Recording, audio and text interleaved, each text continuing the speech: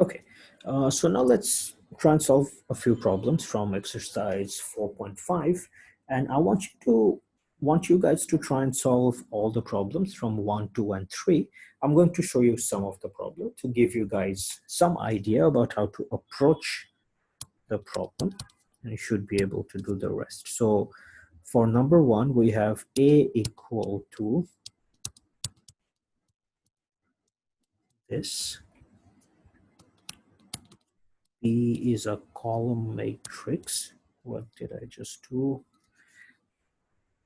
960, and we have x, which is equal to x1 and x2. Okay, so 1a, calculate a times I. Okay, notice that they have not told us the dimension of the identity matrix. They've just given us an I.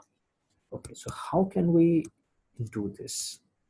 -1, 5, 7, 0, -2.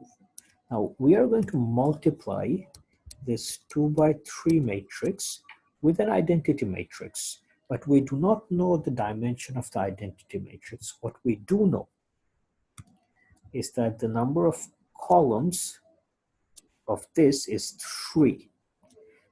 In that case, for A and the identity matrix to conform, it must have 3 rows. And since identity matrices are always square, this is a 3 by 3 identity matrix. As a result, what we have, okay, I'm going to have to move this a little bit. What we have is this. This is a 3 by 3 identity matrix. And if we multiply this, what we are going to see is we have effectively this. You guys can do the multiplication. It's straightforward. So that's 1a. 1b is IA. So in this case, we have the identity matrix pre-multiplied. Very simple, not exactly the same, obviously. There's a little bit of trick involved. I'm leaving this for you guys to try and solve. It's quite interesting if you understand what's happening. You know, actually, I'm going to leave part C and D for you guys to solve because these are really quite interesting, but more importantly, if you solve them, they're going to, no, wait. No, I'm looking at number 2, sorry. Okay, let's come back to number 1.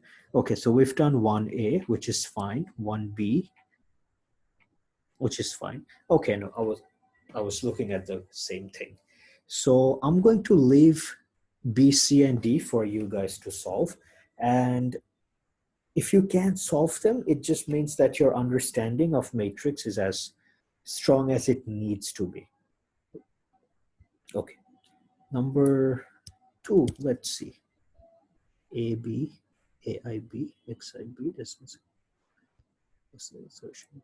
Okay, number 2 also I'm going to leave for you guys to do. This is once again an interesting problem, and trying to solve this is going to force you to think about matrices, and that's important. So I'll leave that to you guys as well. Of course, if you have any problems, you can come to me during consulting hours and I'll help you solve. But before I do that, I want you all to try and solve them on your own. Let's look at number 3.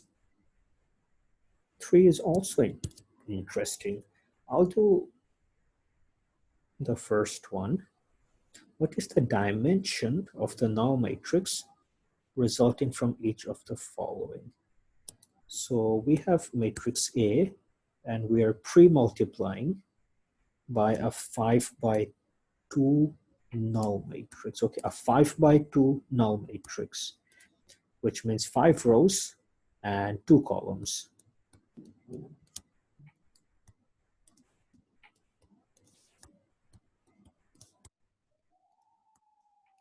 We have this 5 by 2 null matrix, and we're pre-multiplying this with A,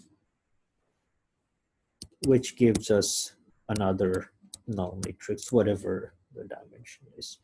Now, this is what 5 by 2. As a result,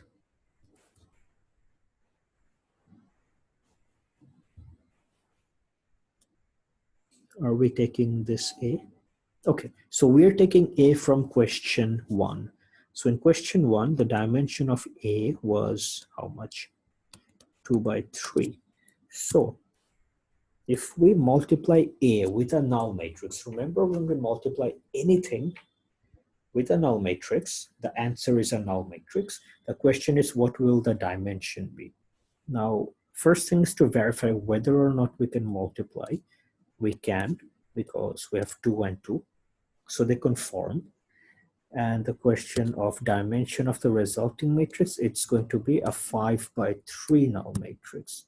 So what we have is this.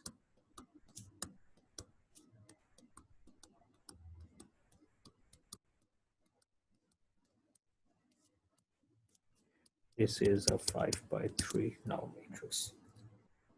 So once again, I mean, this might seem stupid to you guys. We're just multiplying 0 with 0 and whatever we get. But what this is going to do as you solve more problems is make you think about matrix. And that's why I think it's important for you guys to solve all of them.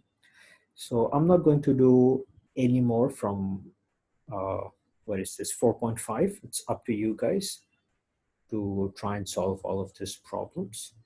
And if you don't, you're going to struggle when we move on to chapter 5. So it's important that you do.